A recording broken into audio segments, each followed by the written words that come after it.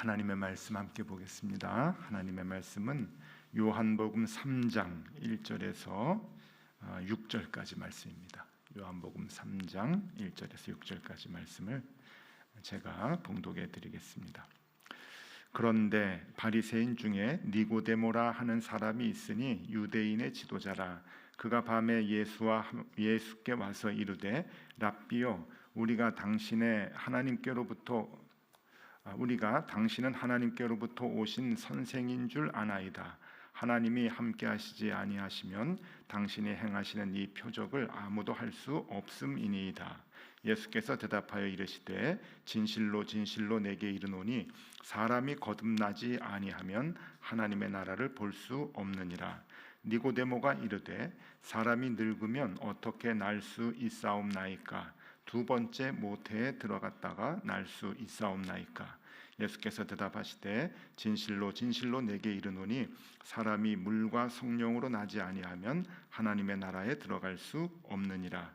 육으로 난 것은 육이요 영으로 난 것은 영이니라. 아멘. 잘 지내셨죠? 예, 오늘 휴일인데 또 이렇게 함께 나와서 예배 드리게 돼서 너무 기쁩니다. 오늘은 참 귀한 목사님이 우리 교회에 오셨는데요. 우리 로마에서 목회하고 계시는 우리 전순섭 목사님, 우리 햇수로 3년 전에 코로나 기간 중에도 한번 그때 오셔서 우리 귀한 말씀 전해주신 기억이 있는데, 저는 우리 전순섭 목사님이 제일 힘들게 그리고 제일 어려운 지역에서 선교의 사역을 감당하신다고 생각을 합니다. 우리 서울에 용산구 용산동 해방촌 이렇게 올라가는 길에 신흥교회라고 있어요. 1961년도에 이제 설립이 돼서 그래도 한국교회에서 꽤 역할을 했던 그 신흥교회에 우리 전종근 목사님이라고 오래도록 목회하신 목사님이 계신데, 지금은 이제 작고하셨고요. 그 목사님의 이제 아드님이신데 건축학이 전공이시거든요. 근데 이제 목사가 되기 싫어서 로마로 이제 건축학 유학을 가셨어요. 그래서 그때가 벌써 40년 전입니다. 83년도에 가셨으니까 41년 되셨네요. 가서 건축학 공부 다 하시고 난 다음에 거기서 하나님의 부르심을 받으셔서 거기서 신학 공부를 하시고 목사님이 되셨어요. 근데 여러분 아시겠지만 이탈리아가 가톨릭 국가잖아요. 그다음에 로마는 또 교황청에 있는 곳이고, 거기에서 개신교 목사님이 목회를 하는 게 굉장히 힘듭니다. 저도 가봤더니 핍박도 많고 또 사회적으로 개신교에 대한 생각들이 이렇게 좋지 않아서 참 어려움이 많이 있는데, 거기에서 벌써 30년 넘게 이렇게 현지 교회 목회를 하세요. 이탈리아 사람들 이렇게 교회 현지 교회를 목회를 하시는데 얼마나 참 귀한지 모릅니다. 그래서 늘 참 이렇게 귀하게 생각을 해서 가끔 이렇게 3년 4년 만에 한 번씩 한국에 오시면은 제가 꼭 우리 교인들하고 좀 만나 뵙게 해드리고 싶어서 교회에 이렇게 모시는데요. 오늘도 오셔서 또 현지 상황, 또 선교적 상황도 말씀해 주시고, 또 거듭난 자의 삶이 무엇인가 하는 것을 같이 이렇게 나눌 수 있게 돼서 기쁩니다. 우리 전순섭 목사님 나오시겠습니다.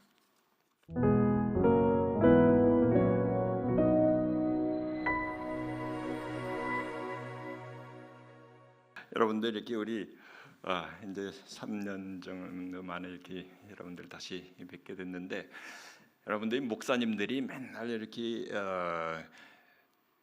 진실만 말씀하시는 것 같죠? 목사님들도 가끔 거짓말도 합니다. 오늘 오 목사님도 거짓말 하셨어요.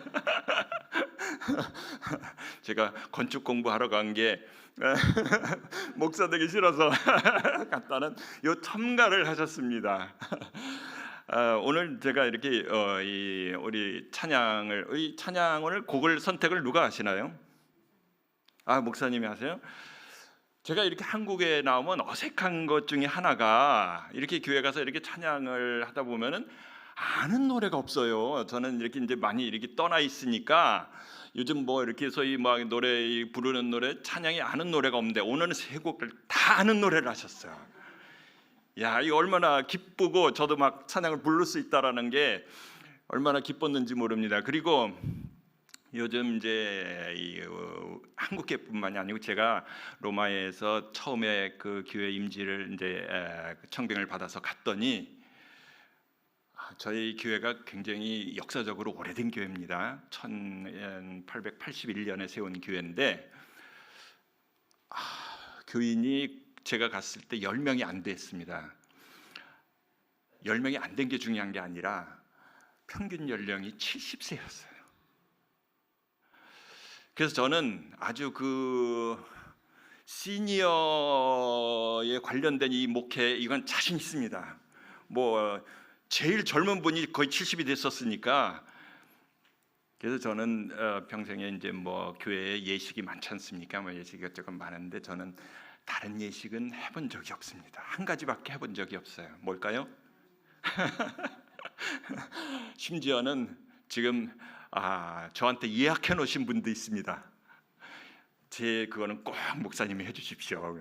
두 분이 예약을 하셨는데 한 분은 예약을 이미 집행을 했고 한번 했는데 제가 왜 이 말씀을 드리냐면 오늘 이렇게 우리 찬양하시는데 이 아주 젊은 분들이 나와서 이 목사님은 뭐 아주 거의 그분들에 비하면 거의 애기 수준이고 이제 이 젊은 분들이 나와서 이 찬양을 하는 모습이 너무 보기 좋았습니다.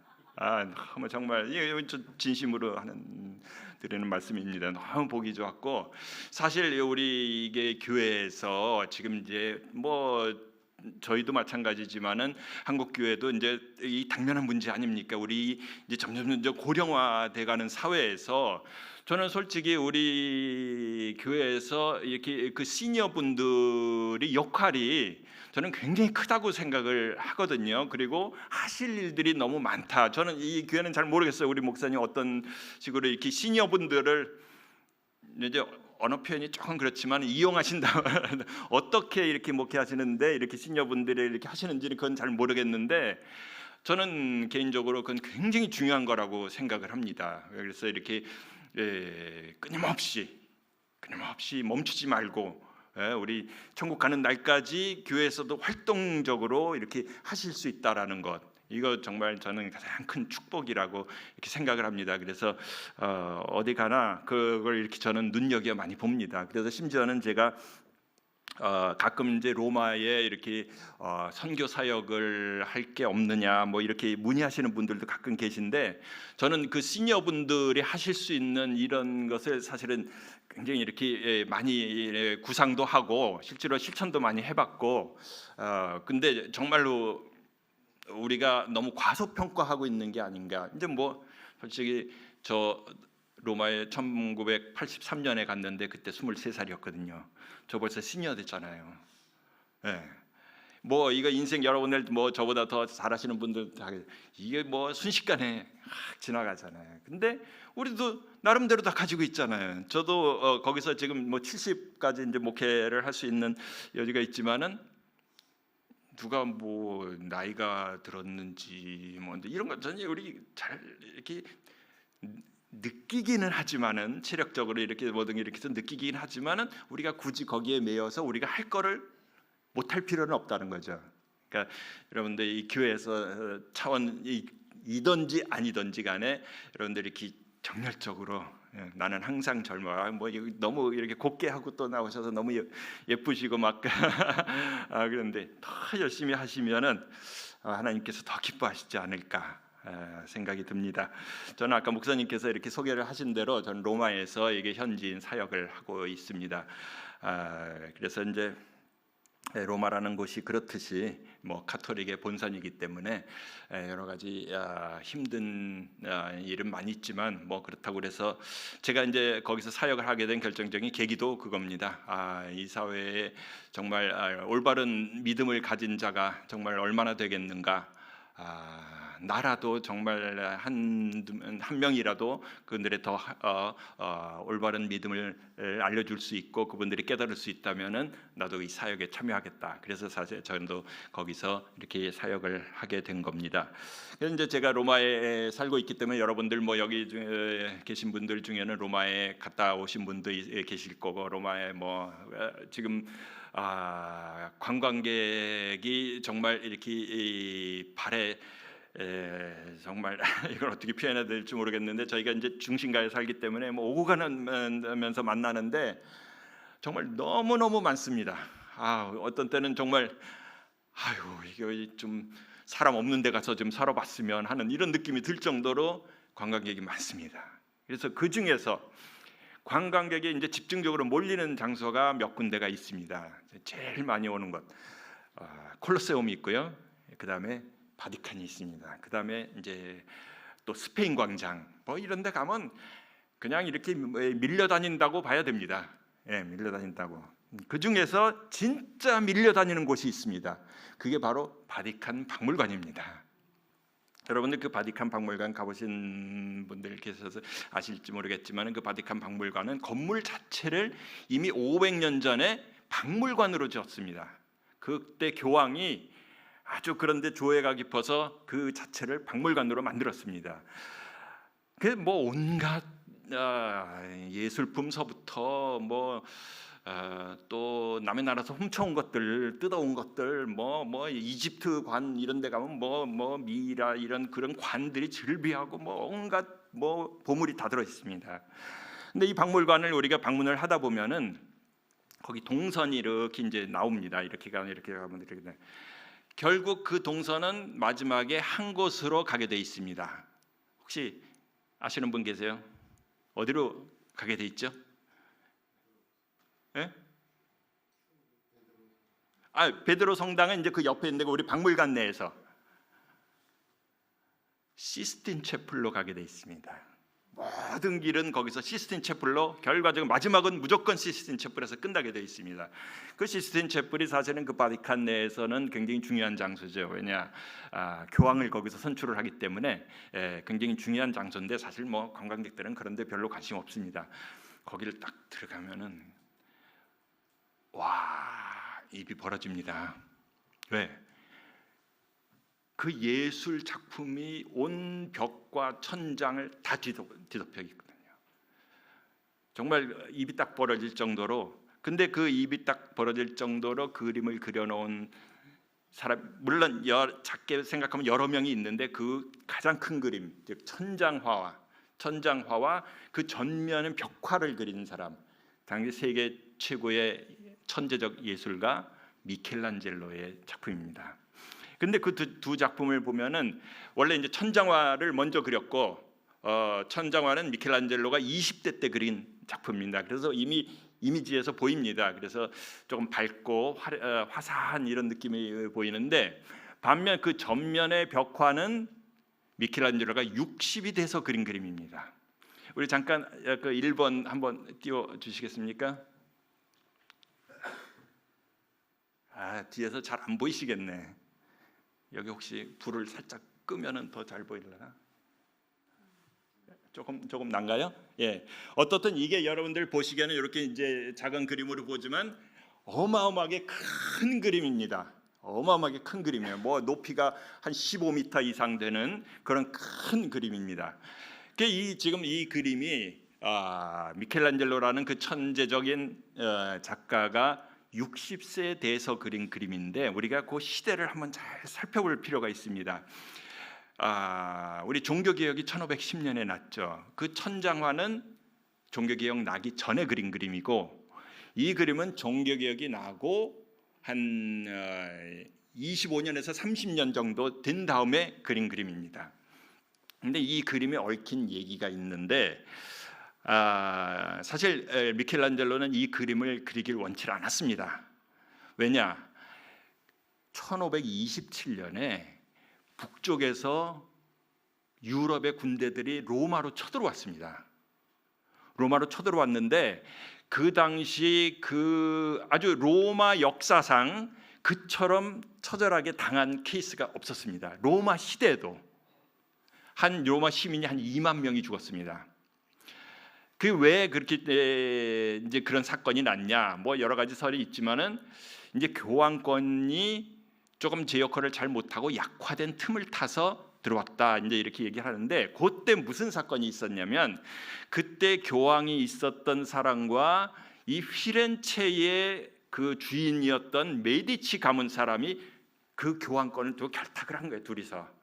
그래서 그 교황권을 막 좌지우지 뭐 자기가 원하는 사람 교황 세우고 뭐 막 이런 아주 부패의 극단을 보여주는 그런 시대였거든요. 그런 로마가 약탈당한 틈을 타서 이 피렌체에서 반란이 일어났습니다.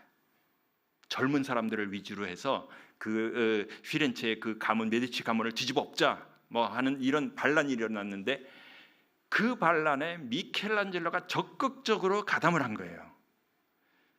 심지어 거기 가서 그때 사실 미켈란젤로 나이는 50대 중반 이렇게 됐을 때인데도 적극적으로 가담을 해서 거기 막 그 반란군들하고 뭐 가서 뭐 이런 거 뭐 프로젝트도 하고 뭐 어떻게 해야 할 것인가 어떻게 싸울 것인지 뭐 여러 가지 면에 직접적으로 가담을 한 거예요.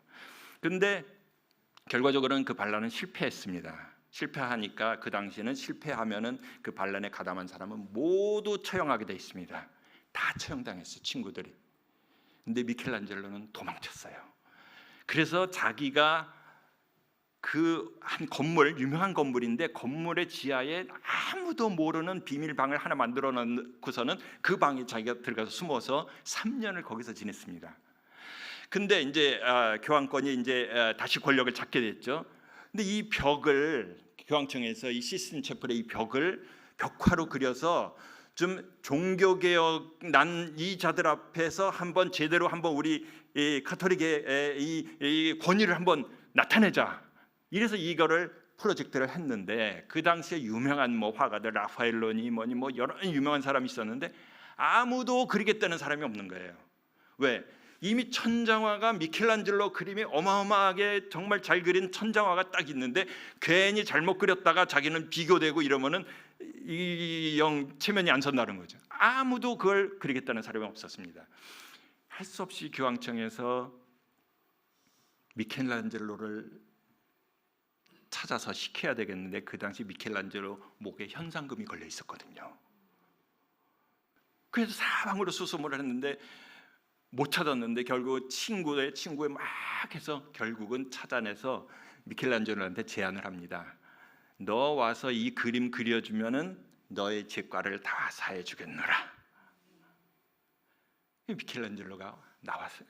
결국은 그걸 저기를 받고 제안을 받고 나왔습니다. 그래서 이 그림을 그리게 된 거예요. 근데 이 그림을 그러면 여러분들 이게 그림의 제목이 최후의 심판입니다. 최후의 심판이에요. 여기 이렇게 가운데 보면은 예수님의 이렇게 모습이 있고 이제 뭐 그 그림 이 밑에는 이제 개신교도들입니다.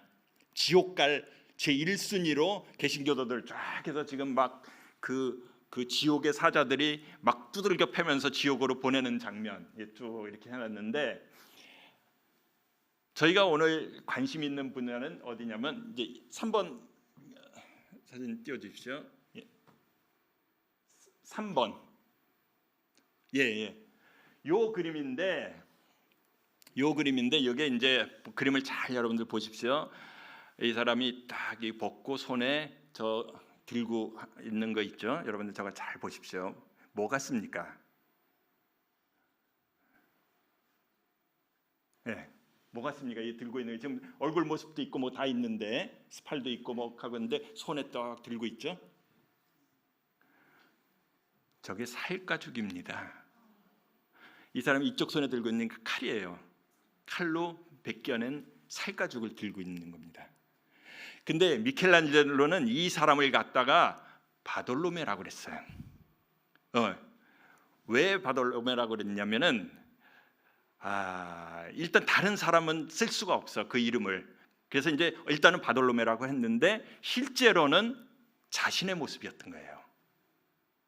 자신의 모습. 근데 자신의 모습이라고 얘기를 하면은 그 당시에는 절대로 안 되는 시기였기 때문에 자신의 모습을 그려놓은 겁니다. 여러분 여기 보세요. 칼로 자신의 껍질을 벗긴 거예요. 그 모습이에요. 예. 그러고 나서 2번 사진 주십시오. 그리고 나서 여러분 보십시오. 이 시선이 어디로 향하고 있습니까?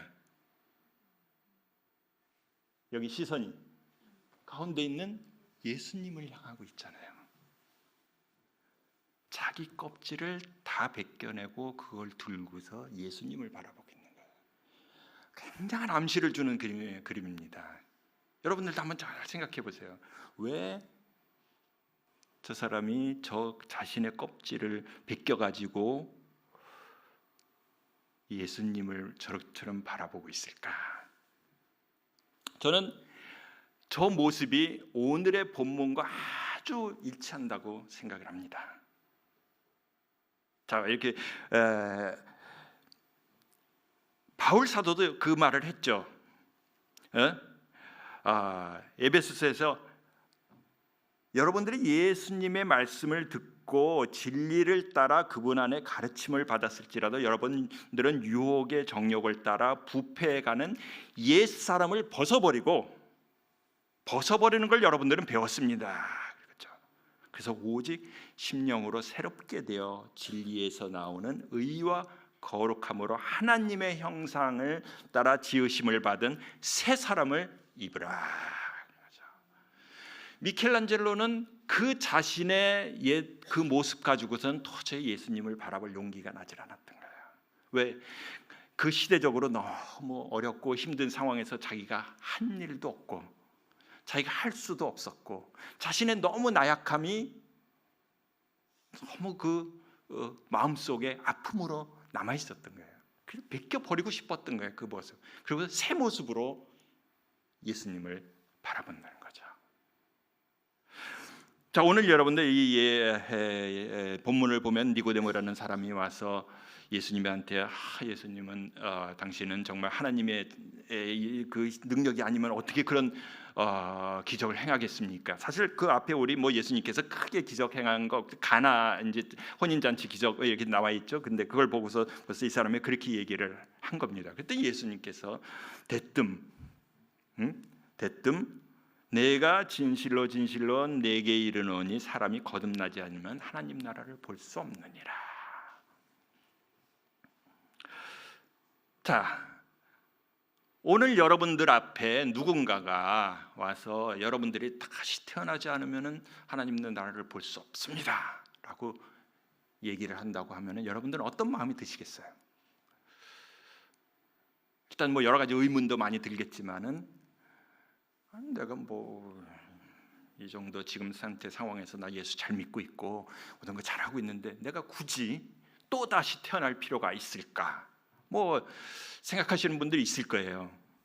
니고데모도 다르지 않았습니다. 니고데모가 굉장히 유대인 사이에서 굉장히 지위도 있고 여러 가지 지도자 역할을 감당하는 사람이었는데 내가 왜 다시 태어나야 될까? 이 정도면 거의 완벽하지 않을까? 생각했을 수도 있습니다. 그러니까 이해가 안 되죠. 다시 태어난다라는 게 니고데모는 이해하기 쉬운 개념도 아니었을 뿐더러 받아들이기가 정말 그 당시 유대인이었으면은 모든 것에 완벽하게 율법을 따라서 살고 모든 게 해서 정말로 더 이상 어떻게 추가로 해야 될 것이 없을 만한 그런 완벽한 삶을 살았는데 대놓고서 다짜고짜 이게 새로 태어나지 않으면 하나님의 나라를 볼 수 없느니라. 정말 어려운 말을 니고데모에게 하신 것이죠, 예수님께서. 어떻게 보면 이 말 자체가 이게 도전을 주는 말이 아닌가. 그렇습니다. 사람이 늙었는데 어떻게 다시 태어납니까? 모태에 들어갔다 다시 태어날 수 있겠습니까? 반문하죠. 굉장히 어떻게 보면은 당연한 질문인데 예수님의 의도는 전혀 파악하지 못한 질문이죠. 여러분들도 다시 태어나다니 이게 이제 우리가 괜히 이렇게 지나가는 소리가 아니라 진정으로 다시 태어난다. 여러분들 다시 태어나야 합니다. 솔직히 여러분들 이 말씀 수도 없이 읽으셨을 텐데 그 의미에 대해서 우리가 다시 한번 생각해 볼 필요가 있지 않을까? 니고데모가 무식한 사람이 아니었기 때문에 정말 이게 뭔 의미였을까 아마 깊이 생각했을 겁니다. 그러나 답을 얻지는 못했죠. 자, 여기 이렇게 보면은 예수님께서 두 번 그 말씀을 하시죠. 두 번째 5절의 말씀은 어떻게 말씀을 하십니까? 진실로 진실로 내게 이르노니 사람이 물과 성령으로 거듭나지 아니하면 하나님 나라에 들어갈 수 없느니라. 처음에는 거듭나지 않으면 볼 수 없느니라. 그 다음에는 물과 성령으로 다시 나지 않으면 들어갈 수 없느니라. 더 구체적으로 말씀을 하시죠. 물과 성령으로 거듭나야 된다. 여러분들 이렇게 많이 교회에서 이제 이런 말씀을 들으셨기 때문에 물과 성령 뭐 단순하게 생각하실 수도 있습니다. 그러나 여러분들 한번 잘 깊이 한번 생각을 해보면 물과 성령으로 다시 태어난다. 그럼 물로 태어난다라는 건 이게 뭘 의미할까요? 여러분들 한번 생각을 해보세요. 물로 태어난다. 여러분 흔히 많이 여러분들 생각하실 수 있는 개념이 이제 세례를 통해서 이렇게 우리 세례 받으면 다시 태어난다라는 개념, 뭐 틀린 말은 아닐 겁니다. 하지만은 우리가 예수님이 그렇게 단순하게 그런 말씀만 하셨으리라 저는 생각하지 않습니다.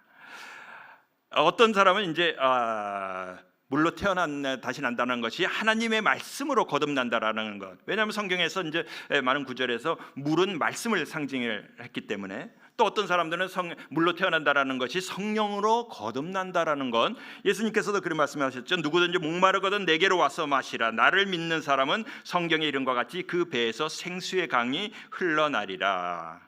그래서 이는 그를 믿는 자들이 받을 성령을 가르쳐 하신 말씀이라고 하셨거든요. 그러나 저는 그렇게 생각을 합니다. 이 말씀은 에스겔서 36장에 나오는 정결케 하는 물의 개념이 아닐까. 가장 이 의미에 맞는 말씀이라 생각. 제가 한번 그 부분을 천천히 읽어볼 테니까 여러분들 한번 귀 기울여서 한번 잘 들어보시기 바랍니다. 에스겔서 36장 25절부터 말씀입니다. 내가 깨끗한 물을 너희에게 뿌려서 너희가 깨끗해질 것이니라. 내가 너희를 모든 더러운 것과 모든 우상에서 정결케 하리라. 나는 너희에게 새 마음을 주고 너희 안에 새 영을 넣어 주겠노라. 내가 내 몸에서 돌 같은 마음을 제거하고 살처럼 부드러운 마음을 줄 것이니라. 나는 내 영을 너희 속에 넣어 너희가 내 법을 따르게 하고 내 명령을 지켜 행하게 하겠노라. 내가 너희 열조에게 준 땅에 너희가 거하며 내 백성이 되고 나는 너희 하나님이 되리라.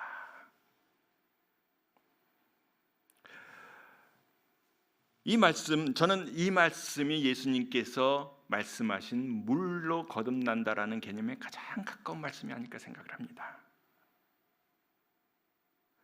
그런데 예수님께서 물과 성령으로라. 이 모든 것을 주관해 주시는 분은 바로 성령이라는 것입니다. 성령. 이러한 변화가, 거듭날 수 있는 변화가 우리가 머리가 좋아서 아는 게 많아서 우리의 지혜로 될 수 있는 것이 아니다라는 겁니다. 성령의 능력과 영향력으로 이루어지는 거라는 것이죠. 그렇기 때문에 거듭난 사람은 영의 사람이 된다라는 뜻입니다. 더 이상 육에 매여 사는 사람이 아니라 영의 사람, 육에서 벗어나서 영의 사람이 된다라는 뜻입니다. 그렇기 때문에 예수님께서 제가 오늘 그 6절을 잠깐, 물론 그 뒤에 더 말씀이 있지만 6절을 잠깐 언급한 그 말씀이 육으로 난 것은 육이요 영으로 난 것은 영이니라. 예수님께서 육과 영을 구분을 하시죠. 거듭난 사람은 영의 사람이 된다. 그러나 여기에 아주 제가 생각한 아주 큰 문제가 있습니다. 아마 여러분들도 그것에 대해서 아마 생각을 하셨을 수도 있습니다. 뭐냐? 영과 육이 뭐냐 이거예요. 영과 육이 뭐냐? 여러분들 그거 생각해 보셨어요? 저희 우리 집에서 가끔 이제 우리 아들하고 이런 얘기를 이렇게 하는데, 우리 아들이 이제 조금 이제 뭐 어쨌든 뭐 공부를 좀 한다고 뭐 물리학 뭐 공부를 하고 뭐 이래서 굉장히 아주 사고 방식이 논리적입니다. 그래서 이게 이제 과학에 대한 뭐 이런 거를 이게 신앙과 이렇게 저기를 하다 보면 아주 뭐랄까 과학이 우수하다 뭐 어쩌다 약간 이런 개념으로 저 얘기를 많이 합니다. 그러니까 이 성경을 보는데도 굉장히 그런 논리적으로 보는 거예요. 딱 걸리는 것이 바로 여기에요.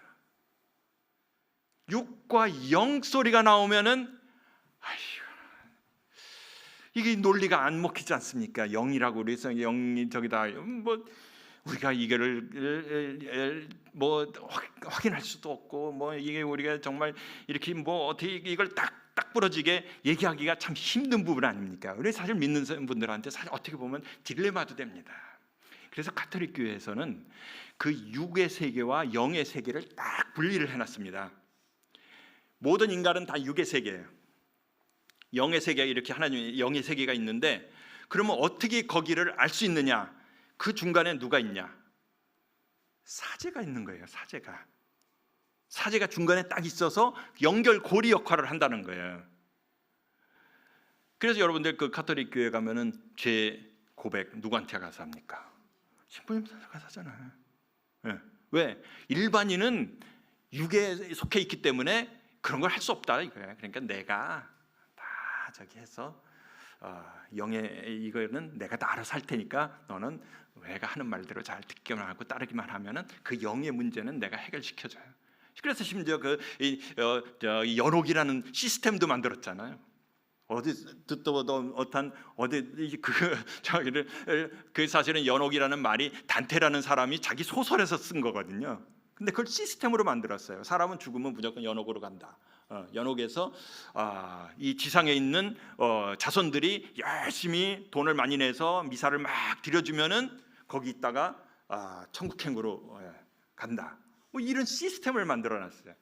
왜? 영의 세계를 알지 못하는 그 우리의 약점을 완벽하게 이제 이용을 한 거죠. 우리한테도 마찬가지예요. 이 영의 세계를 어떻게 이해를 해야 될까? 예수님께서도 이렇게 말씀을 해주시는데, 그러니까 바울도 그것에 대한 염려가 많이 있었죠. 이게 도대체 영의 세계와 성령의 역사와 이 육의 이거를 어떻게 사람들한테 이걸 설명을 해야 사람들이 이걸 정말 이해를 할 수 있을까? 그래서 이제 바울이 갈라디아서 5장에서 그래도 우리가 이해할 수 있는 내용을 얘기를 해주죠. 갈라디아서 5장 16절 이하를 보면 내가 말하노니 성령을 따라 행하라. 그리하면 너희가 결코 육체의 욕심을 이루지 못하리라. 육체의 소욕은 성령을 거스리고 성령의 소욕은 육체를 거스리는, 그것들은 서로 반대되는 것이므로 당신이 원하는 것을 할 수 없습니다. 그래서 육체의 일들은 명백하니 하고서 육체가 어떤 개념으로 쓰여진다라는 얘기를 쭉 하죠. 음행과 더러움과 방탕과 우상숭배, 술수 뭐 문계 온갖 세계 악의 얘기를 15가지 이상 거기서 하게 되죠. 이런 일을 하는 자마다 하나님의 나라를 유업으로 받지 못할 것이야. 이것이 육의 일이라는 거죠. 오직 성령의 열매는, 여러분들 성령의 열매 다 외우고 계시죠? 제일 먼저 나오는 게 뭡니까? 사랑과 희락과 화평과 오래 참음과 다 성령의 열매 나오죠. 성령의 사람이 되면 이 모습이 보인다라는 거죠. 참 바울이 이렇게 설명을 해주니까 명확하게 알 수 있게 되는 거예요. 육의 사람은 이거구나. 버려야 돼. 그거는 다 버려야 돼. 그렇다고 해서 우리가 육이라는 것이 이 우리의 말하는 살을 얘기하는 건 아니잖아요. 우리 영적인 면에서 이 육입니다. 다 버릴 것들, 그리고 우리가 나타내 보여야 할 것들, 이게 바로 성령의 열매. 그리스도 예수의 사람들은 육체와 함께 그 정욕과 탐욕을 십자가에 다 못 박았느니라. 우리는 예수를 믿는 순간에 그를 다 십자가에 못 박고 여기 나와야 됩니다. 그래서 성령의 사람이 되어서 성령의 원하시는 것을 행하는 것. 이것이 바로 예수님께서 말씀하신 다시 태어나는 삶이라는 거죠. 우리가 예수를 믿고도 여전히 옛 모습 속에서 그대로 살아가고 있다면 우리의 뭐 이렇게 열심히들 교회 나오시고 말씀 보고 찬양하고 뭐 다 하는데 그 옛 모습이 아직도 내 마음속에 남아 있다고 하면은 정말 우리 예수님께서 이 말씀을 해주신 것에 대해서 정말 얼마나 안타까워하시지 않겠습니까? 너희들이 물과 성령으로 거듭나야 하느니라. 그렇다면 제가 하나 질문을 던집니다. 여러분들 이렇게 성령으로 태어난 사람의 삶은 기쁨과 아주 즐거운 삶의 연속일까요? 아니면은 고민과 아픔의 연속일까요? 어떻습니까? 여러분들 삶 속에서 난 예수 믿고 정말 너무 즐거워. 삶이 매일 해워. 에브리데이 해피데이. 그렇습니까? 아니면 고민이 더 생겨납니까? 제가 벌써 이렇게 말씀을 드리면 목사님 뭔가 저 속에 뭔가 다른 저를 갖고 분명히 말씀하실 거야. 아마 이미 알아채셨을 겁니다. 그렇습니다. 우리 사실 예수를 믿고 거듭난 사람은 고민이 많아야 됩니다. 고민이 많아야 됩니다. 왜요? 보십시오. 우리 배고프고 힘든 형제가 있는데 저걸 어떻게 돕지? 내가 정말 어떻게 해야 저 사람한테 정말 저걸 해결해 줄 수 있을까? 또 나와 같이 이거 정말 잘 믿고 이렇게 천국 가야 되는데 저 사람을 어떻게 해서 저거를 주님 앞으로 불러올 수 있지? 고민이 돼야 돼요. 내가 저 사람은 정말로 사랑할 수 없을 것 같은데 그래도 사랑해야 돼. 어떤 방법으로 해야 되지? 고민을 해야 됩니다. 여러분들 마음이 아파야 됩니다. 미켈안젤로도 그런 거예요. 내가 저걸 해야 되는데 자기가 그걸 못하니까 그 껍질을 다 벗은 거예요. 그래서 예수 믿는 사람은 항상 고민이 많고 마음의 아픔이 많아야 됩니다. 예수 믿고 사실 맨날 즐겁다 하는 것은 우리가 다른 면으로 생각을 해야 되는 것이지. 근데 여기서 우리가 또 중요한 사실이 있습니다. 예수님께서 왜 다시 태어나라고 하셨을까요? 다시 태어나면 뭐예요? 애기잖아요. 다시 태어나면 애기잖아요. 그럼 뭐예요? 인생을 살아가야 되는 거 아닙니까? 애기 태어나서 자라나서 교육받고 어른 되고 인생을 살아. 시간의 연속, 태어나는 것은 시작점에 불과하다는 거죠. 다시 태어나서 너 인생 끝날 때까지 꼭 기억하고 가라는 거죠. 제가 이렇게 목사님 저번에 한번 만나서 이렇게 말씀 들으니까 우리 덕소교회가 이렇게 다른 데로 옮겨가야 된다라는 이런 말씀을 제가 들었는데 아마 여러분들 아마 좋은 기회가 될 거예요. 이제 이 장소 이제 몇 개월 동안 이제 한 6개월 남았나요? 이렇게 벗어버리고 솔직히 우리 목사님이 제 1순위지만은 고민들 많이 하셨죠. 그거 안 하셨다면 제가 다 그 말씀을 듣고 제가 다 고민이 되던데 아이고 우리 목사님 이게 옮겨 다니지 지금 몇 번째 옮겨 다니는데 또 옮겨 가시는 그래도 정말 기쁨으로 옮겨 다니시는 게 정말 우리 높은 덕소교회 교인분들은 정말 복받은 교인들이에요. 우리 목사님이 아주 긍정 에너지이기 때문에 그건 별로 이렇게 걱정을 안 하시는 것 같아. 그런데 어떻든 여기를 다 새로운 마음으로 새 곳에 가셔서 하나님께서는 우리가 기대하는 대로 역사하시는 분이 아니십니다. 자꾸 이게 교회의 이 어떤 모습으로 하나님이 이끌어 가시는다라는 이거는 하나님의 뜻이 있기 때문에 저도 사실은 저는 그런 건 체험으로 너무 많이 경험을 했습니다. 뭐 제가 아무리 하늘라고 막 한다고 한들 그게 됩니까? 안 됩니다. 하나님께서 이끄시는 방, 나는 순종하고 따라가면 되는 거예요. 그게 여러분들이 이런 거 저 교회 저기에서 새로 장소 구한다 어쩐다 뭐 하지만은 그게 그렇게 한다고 그래서 되는 게 아니에요. 그거를 가게끔 이끌어 가시는 그 하나님의 그 역사하심을 여러분들이 믿고 순종하고 따라가는 거예요. 하나님은 그렇게 이끌어온 자녀들을 절대로 그냥 버려두시는 분이 아니시거든요. 저는 이런 기회를 통해서 우리 높은 뜻, 그다음에 무슨 교회가 될지는 아직 모르시죠. 높은 뜻 어떤 땡땡 교회가 정말 더 하나님이 기뻐하시는 모습대로 하나님 앞에 설 수 있는 교회가 되시기를 축원드립니다. 그렇게 될 것입니다. 자, 우리는 거듭나는 것이 출발점입니다. 이미 여러분들은 그 대열에 다 들으셨어요. 이제는 자라나야 됩니다. 앞으로 나아가야 됩니다. 매일매일 멈추지 말고 하루하루 순간순간 이 사실을 기억하시면서 여러분들 앞으로 나가시길 바랍니다. 이렇게 살아가게 될 때 우리 예수님께서 약속해 주시지 않았습니까? 하늘나라를 볼 것이요 하늘나라에 들어갈 것이요. 예수님의 약속입니다. 예수님의 약속은 결코 헛된 말로 약속하시는 분이 아니십니다. 우리 여기 모이신 모든 분들이 이 약속 굳게 믿고 오늘도 정말 이 말씀에만 순종하며 따라가시는 여러분들이 되시기를 간절히 축원드립니다. 기도하시겠습니다. 하나님 아버지 은혜를 감사드립니다. 저희들이 부족한 저희들이 이렇게 모여서 하나님의 말씀을 듣고 묵상했습니다.